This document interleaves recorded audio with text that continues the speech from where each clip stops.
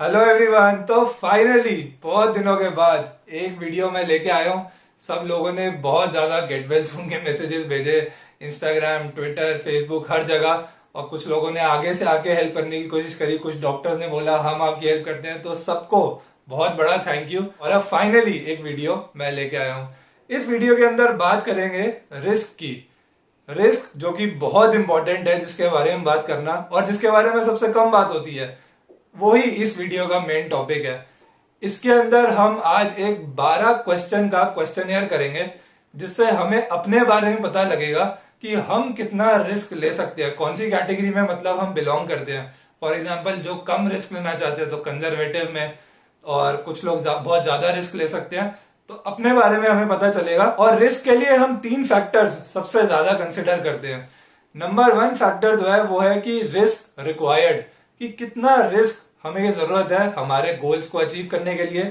Second factor होता है risk capacity, यानी कि हमारी कितनी कैपेसिटी है रिस्क लेने की। फॉर एग्जांपल, कोई यंग है तो उसकी कैपेसिटी ज्यादा होगी, कोई थोड़ा ओल्ड है तो रिस्क लेने की कैपेसिटी कम होगी।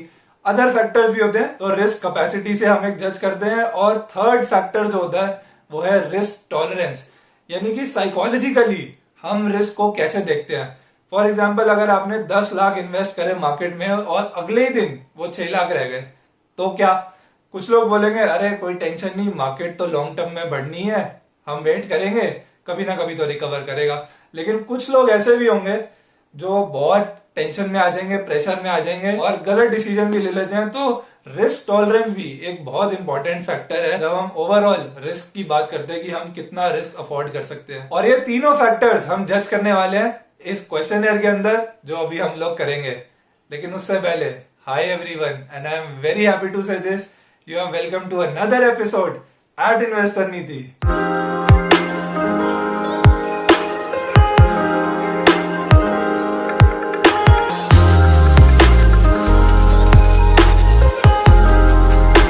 तो इस क्वेश्चनर को करने के लिए आपको करना क्या है? सबसे पहले तो फोन की स्क्रीन को फुल स्क्रीन कर लीजिए ताकि सारे क्वेश्चंस आप रीड कर सको। एक पेन और पेपर की जरूरत भी पड़ेगी, अगर आप फोन में आंसर्स टाइप कर लो तो वो भी ठीक है। हर क्वेश्चन के 4 या 5 ऑप्शंस हैं, कोई सही गलत की बात नहीं है। जो भी आपको सबसे ठीक लगे, आपने उस क्वेश्चन के आगे वो ऑप्शन आप अपना चूज कर लो। फॉर एग्जाम्पल, अगर आप क्वेश्चन 1 का सी ऑप्शन आपको सही लगता है तो क्वेश्चन 1 के आगे सी लिख दीजिए। क्वेश्चन 2 में डी सही लगता है तो क्वेश्चन 2 के आगे डी लिख दीजिए। बाद में जो भी आपने ऑप्शन चूज करे होंगे, हम उन ऑप्शंस को कुछ पॉइंट्स देंगे और उन पॉइंट्स को फिर टोटल करा जाएगा 12 के 12 क्वेश्चंस का। जब वो पॉइंट्स टोटल हो जाएंगे, उससे फिर हमें पता लगेगा कि आप कौन सी कैटेगरी में बिलोंग करते हो और उसके बेसिस पे कैसा आपका पोर्टफोलियो होना चाहिए, उसकी डिस्कशन करेंगे। तो सीधे सबसे पहले चलते हैं क्वेश्चंस पे। आप सारे क्वेश्चंस अटेम्प्ट करो। इंग्लिश जिनकी ठीक है वो लोग वीडियो को पॉज करके भी क्वेश्चंस कर सकते हैं, लेकिन अगर किसी को इंग्लिश समझ आने में प्रॉब्लम होती है तो मैं हिंदी में भी ट्रांसलेट कर रहा हूँ, तो वो मुझे सुनकर भी अपने आंसर्स मार्क कर सकते हैं। तो शुरू करते हैं क्वेश्चन नंबर 1 से। क्वेश्चन नंबर 1 है, which age group do you belong to, यानी कि कौन सी एज कैटेगरी में आप बिलोंग करते हो। अगर बिलो 30 हो तो ए ऑप्शन मार्क करना है, 30 to 39 की एज ग्रुप में हो तो B option, 40 to 49 C option, 50 to 59 D option, और अगर 60 एंड अबव तो ई ऑप्शन मार्क कर सकते हैं। Question number 2, which income category you belong to. इसमें आपकी जो भी इनकम रहती है पर एनम, उस हिसाब से आपको मार्क करना है। मुझे तो बताना नहीं है, तो आप सही ही मार्क करना, ये आप ही के लिए हो रहा है। तो A option 20 lakh and above है तो ए ऑप्शन मार्क करना है, 10 to 20 लाख है तो बी ऑप्शन, 5 to 10 तो सी ऑप्शन, 1 to 5 तो डी ऑप्शन, और अगर बिलो 1 लाख है तो ई ऑप्शन मार्क कर सकते हैं। Question number 3, how many people are financially dependent on you, यानी कि कितने लोग जो है जो आप ही की इनकम के ऊपर डिपेंडेंट है। फॉर एग्जांपल, बच्चे या वाइफ, हस्बैंड जो भी हैं, या पेरेंट्स। तो ए अगर कोई भी नहीं है तो 0, अगर 1 है तो बी, 2 है तो सी, 3 है तो डी, और 4 एंड अबव है तो ई ऑप्शन आप मार्क कर सकते हो। Question number 4, how familiar are you with investment related matters, यानी इन्वेस्टमेंट जो भी आप करते हो, आप कितनी ज्यादा उसकी नॉलेज आपको है। फर्स्ट ऑप्शन है वेरी फेमिलियर, यानी कि काफी मैं फेमिलियर हूं, काफी नॉलेज है। I do thorough research and collect information before investing, यानी कि आप प्रॉपर रिसर्च करते हो, सारी इंफॉर्मेशन कलेक्ट करते हो इन्वेस्ट करने से पहले। I have knowledge that various factors influence investment performance, यानी कि आपको पता है कि बहुत सारे फैक्टर्स हैं जिसके बेसिस पे इन्वेस्टमेंट में जो हमें परफॉर्मेंस मिलती है वो उस पर डिपेंडेंट रहती है। तो अगर ये सब आपको फिट होता है तो आप ए ऑप्शन चूज कर सकते हैं, वेरी फेमिलियर। बी ऑप्शन है कि उतनी नॉलेज नहीं है पर थोड़ी कम है। सी ऑप्शन की कुछ कुछ फेमिलियरिटी है, यानी कुछ कुछ मुझे नॉलेज है। D epsilon naught very familiar, यानी कि ज्यादा जानकारी नहीं है। और E epsilon naught familiar at all, यानी कि बिल्कुल भी आपको इन्वेस्टमेंट रिलेटेड मैटर्स की नॉलेज नहीं होती है। Question number 5, thinking about the risk you have taken in your past investments, how would you rate your risk on those investments. यानी कि आपने जो भी प्रीवियस इन्वेस्टमेंट करी है, आपके अकॉर्डिंग आपने उसमें कितना रिस्क लिया है। ए ऑप्शन बहुत ज्यादा रिस्की है, बी ऑप्शन रिस्की है पर थोड़ा कम, सी ऑप्शन हल्का रिस्क है, डी ऑप्शन सेफ है, ई ऑप्शन एप्लीकेबल ही नहीं है क्योंकि आपने कोई इन्वेस्टमेंट्स नहीं करी हुई। क्वेश्चन नंबर 6 पे चलते हैं। How long will you keep your money invested before you need to access it.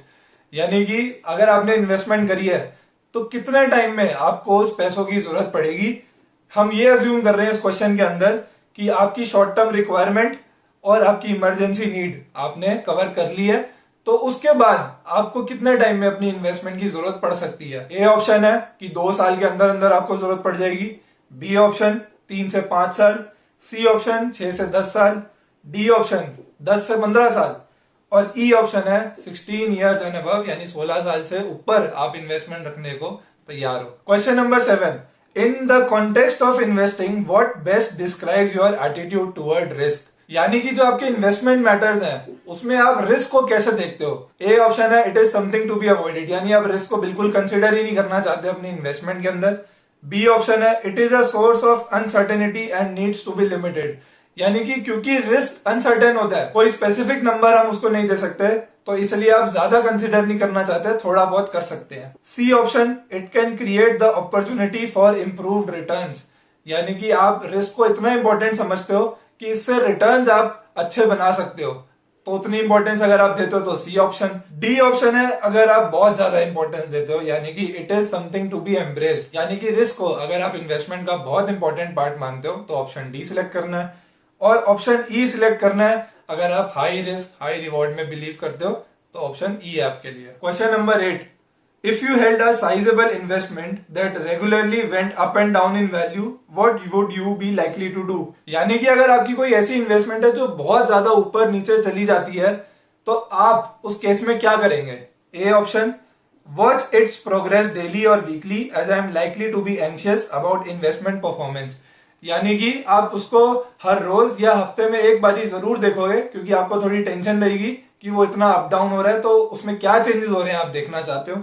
B option है watch its progress monthly out of concern over investment performance, यानी कि आप कंसर्न हो पर एक महीने में एक बार देखोगे उतना बहुत है। Option C watch its progress regularly not out of concern but just for general interest, यानी कि आप रेगुलरली प्रोग्रेस देखोगे उसकी, उसमें क्या हो रहा है, लेकिन आपका इंटरेस्ट भी है उसको देखने में पर ज्यादा कंसर्न नहीं हो आप। Option D only check its progress once or twice a year, यानी कि अगर बहुत ज्यादा मूव करता भी है तो आप एक आध साल में एक बार कभी देखोगे, ज्यादा इन्वॉल्व नहीं होगे, ज्यादा आपको फर्क नहीं पड़ेगा। Option E it won't bother me anyway, यानी कि आपको कोई फर्क नहीं पड़ता कि कितना भी मूव करे, तो आप अगर उस कैटेगरी में हो तो ई ऑप्शन सिलेक्ट कर सकते हो। Question number 9, how secure is your current and future income from sources such as salary, pension or other investments, यानी कि आप अपनी करंट इनकम और अपनी फ्यूचर इनकम को कितना सिक्योर मानते हो और क्या उस सिक्योरिटी के अगेंस्ट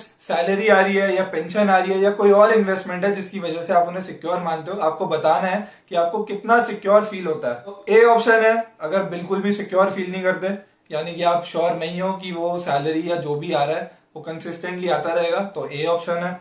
बी ऑप्शन है कि आप थोड़ा बहुत सिक्योर हो, सी ऑप्शन थोड़ा ज्यादा सिक्योर फील करते हो, डी ऑप्शन बहुत ज्यादा सिक्योर करते हो, वेरी सिक्योर, और ई ऑप्शन एक्सट्रीमली सिक्योर, यानी कि आप फुली श्योर हो कि भाई इसमें कोई प्रॉब्लम मेरे को कभी फ्यूचर में आएगी नहीं। Question number 10, how would you feel if a large percentage of your portfolio was invested in share market, यानी कि अगर बहुत बड़ा आपका जो इन्वेस्टमेंट पोर्टफोलियो है वो शेयर मार्केट में इन्वेस्ट है तो आपको कैसा फील होगा, कैसा महसूस होगा। ए ऑप्शन वेरी कंफर्टेबल, यानी कि आप कंफर्टेबल रहोगे काफी ज्यादा, B option reasonably comfortable, C option थोड़े हेजिटेंट हो गए, little hesitant but willing to consider it, यानी आप कर लोगे पर थोड़े हेजिटेंसी के साथ। ऑप्शन डी, बिल्कुल भी कंफर्टेबल नहीं होगे। और ऑप्शन ई कि शेयर मार्केट में इन्वेस्ट करना ही नहीं है, ऐसा भी आप चूज कर सकते हो। क्वेश्चन नंबर 11, आपके पास बहुत सारे शेयर्स हैं और स्टॉक मार्केट अचानक से 20% गिर जाती है, तो आपका नेचुरल रिएक्शन उसके लिए क्या होगा? ए ऑप्शन कि फटाफट सारे शेयर बेचो और निकल जाओ। बी ऑप्शन कि और मार्केट गिर सकती है इसलिए थोड़े से बेच दो।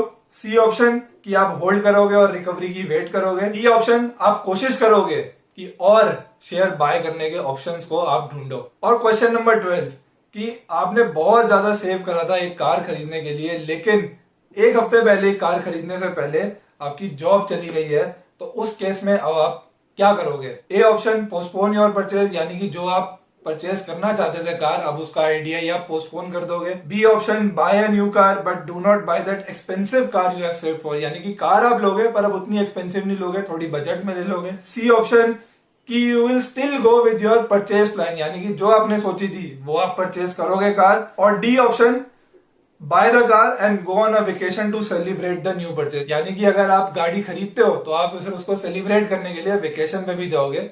आपको जो ऑप्शन ठीक लगता है आप वो चूज कर सकते हो। तो होपफुली आपने अपने जो आंसर्स मार्क करने थे वो आपने आंसर्स मार्क कर लिए, और अब देखते हैं कि जो भी आपने आंसर मार्क करे हम उस ऑप्शन को कितने मार्क्स अलॉट करते हैं 12 के 12 क्वेश्चंस में। जो भी है अभी हम वो फटाफट डिस्कस कर लेते हैं। क्वेश्चन नंबर 1 जो कि एज ग्रुप के लिए था, तो उसमें अगर आपने ए ऑप्शन मार्क करा है तो आपको 5 पॉइंट्स देने हैं, बी ऑप्शन मार्क करा है तो 4 पॉइंट्स, सी मार्क करा है तो 3 पॉइंट्स, डी मार्क करा है तो 2 पॉइंट्स और ई मार्क करा है तो 1 पॉइंट आपको अलॉट करना है। क्वेश्चन नंबर 2 जो कि इनकम कैटेगरी के लिए था, उसमें आप देख सकते हो A B C D E, जो भी आपने मार्क करा उसके हिसाब से आप पॉइंट एलोकेट कर सकते हो। क्वेश्चन नंबर 3 जो कि फाइनेंशियली डिपेंडेंट के लिए था, वेरी इंपॉर्टेंट क्वेश्चन, तो जो भी आपका ऑप्शन था उसके अकॉर्डिंग उसमें आप स्कोरिंग कर सकते हो। क्वेश्चन नंबर 4 जो इन्वेस्टमेंट रिलेटेड मैटर्स के आप कितना फेमिलियर हो, उसके हमने इसमें पॉइंट्स अलॉट करे हैं। आप जो भी आपका सिलेक्टिव ऑप्शन है उसको मार्क कर लो। ऐसी क्वेश्चन 5 के अंदर हमने पास इन्वेस्टमेंट में कितना रिस्क आप लेते हो उसकी बात करी थी। क्वेश्चन नंबर 6 के अंदर हमने बात करी थी कि आप कितना लंबा इन्वेस्ट करके रख सकते हो और कितने टाइम तक रुकोगे, तो उसके आप अपने पॉइंट्स मार्क कर लो। क्वेश्चन नंबर 7 था attitude towards risk. Question number 8 था कि अगर आपकी sizeable investment up and down होती है तो आपको कैसा लगेगा, तो वो आप मार्क कर लो। क्वेश्चन नंबर 9 था कि आपकी इनकम कितनी सिक्योर्ड है, तो उसके हिसाब से पॉइंट्स आप मार्क कर लीजिए। क्वेश्चन नंबर 10 में था कि अगर बहुत बड़ा पोर्टफोलियो का पोर्शन स्टॉक मार्केट में इन्वेस्ट है तो आप कैसा फील करोगे, उसके आप पॉइंट्स मार्क कर लीजिए। क्वेश्चन नंबर 11 में था कि अगर मार्केट 20% से गिर गई तो आपका रिएक्शन क्या होगा, उसके आप मार्क कर लीजिए। लास्ट क्वेश्चन की जो भी आपने कार के लिए सेव करा था नहीं ले पाए तो तब उसमें आप क्या करेंगे, और अगर आपका कोई मिस हो गया क्योंकि मैंने जल्दी जल्दी बोला तो आप वहां पर जाकर वीडियो को पॉज कर भी अपने एग्जैक्ट पॉइंट्स को नोट कर सकते हो। तो होपफुली अब आपके पास 12 के 12 क्वेश्चंस के आंसर्स भी हैं और उसके कितने पॉइंट्स हैं वो भी आपने लिख लिए हैं। अब उन सारे पॉइंट्स का आप टोटल कर लीजिए, जो भी टोटल आएगा, पॉज भी कर सकते हैं वीडियो को टोटल करने के लिए। जो भी टोटल आएगा उसके बेसिस पे हम उसको कैसे जज करेंगे वो भी हम देख लेते हैं। तो अगर आपका स्कोर 6 to 16 के बीच में है तो आप कंजर्वेटिव कैटेगरी को बिलोंग करते हो। और कंजर्वेटिव कैटेगरी का मतलब क्या है, बेसिकली इसमें कोई बुरा मानने वाली बात नहीं है कि हम कंजर्वेटिव बोला जा रहा है। इसमें हम बेसिकली ये जज कर रहे हैं कि आप पीस ऑफ माइंड को ज्यादा प्रेफर करते हो कंपेयर टू हायर रिटर्न्स, यानी कि आपको हायर रिटर्न्स नहीं चाहिए, आपको कम रिटर्न्स मिले, आप सेटिस्फाइड हो। तो ऐसे में अगर आपका स्कोर 6 to 16 के बीच में है तो ये जो 30% है इसको आप दो तरीके से ले सकते हो। पहला कि आप अपना पोर्टफोलियो ऐसा बना सकते हो जिसमें सिर्फ 30% इक्विटी हो और 70% डेट पोर्शन हो। दूसरा कि अगर आप ऑल इक्विटी पोर्टफोलियो बनाने की सोचते हो तो उसमें जो रिस्क लेना यानी कि जो ग्रोथ ओरिएंटेड स्टॉक्स होंगे उसमें सिर्फ 30% एलोकेट करना है, बाकी रिमेनिंग 70% जो है वो ए ग्रेड यानी कि जो टॉप स्टॉक्स होते हैं जिसमें हमारे को लॉस के चांसेस बहुत मिनिमलिस्टिक होते हैं, आप उसमें भी इन्वेस्ट कर सकते हो। पर प्रेफरेंस ये रहनी चाहिए जो कंजर्वेटिव कैटेगरी में आते हैं कि वो 30% इक्विटी और 70% डेट को ही अपने पोर्टफोलियो की एलोकेशन मान के चले। और इस कैटेगरी में जो भी होता है उसका मेन एम ये होता है कि वो एक रेगुलर रिटर्न्स बनाए जो कि उसके रिस्क के हिसाब से फिट बैठता हो, ना कि एक्स्ट्राऑर्डिनरी रिटर्न्स या बहुत ज्यादा रिटर्न्स की वो उम्मीद रखता है। तो उस हिसाब से 70-30 का पोर्टफोलियो आपके लिए बेस्ट है। अगर आपका स्कोर 17 to 31 के बीच में है तो आप मॉडरेटली कंजर्वेटिव कैटेगरी को बिलोंग करते हो। इस कैटेगरी के अंदर आप थोड़ा सा रिस्क लेना अफोर्ड कर सकते हो, पर बहुत ज्यादा रिस्क नहीं लोगे तब भी, और आपकी कोशिश ये रहेगी कि स्लाइटली हायर रिटर्न मिले, पर तब भी लॉस ऑफ कैपिटल को लेने के लिए आप तैयार नहीं होते हो। तो इस कैटेगरी के अंदर 50% रिस्क फैक्टर आप कंसिडर कर सकते हो, यानी कि अगर आप पोर्टफोलियो बना रहे हो तो 50% इक्विटी 50% डेट को कंसिडर कर सकते हो, जिसमें इक्विटी कैटेगरी के अंदर आपको सिर्फ टॉप लार्ज कैप्स को ही कवर करना है, उसके सिवाय किसी और में नहीं करना।